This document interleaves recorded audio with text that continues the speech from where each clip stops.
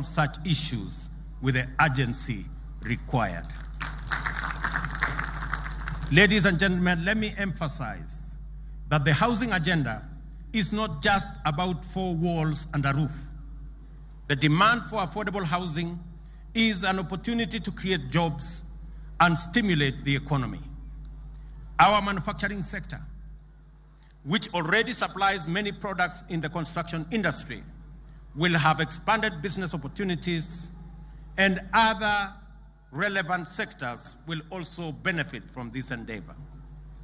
Other housing inputs, such as doors, windows, gates, and hinges, will be made by our Jua Kali industry. We are designing the program in a way that will upgrade and support Jua Kali by linking it to our technical and vocational institutions.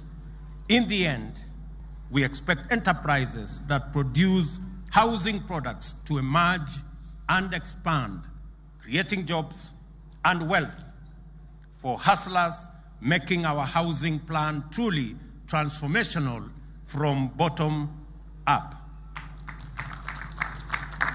We want, ladies and gentlemen, to create the experience of hardworking Kenyans like John Ochieng, who is present here as one of my guests today.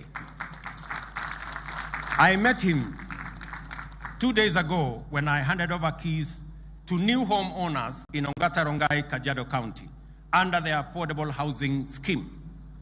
Ochieng began working as a carpenter in that housing project when it began 2 years ago. Then, home ownership to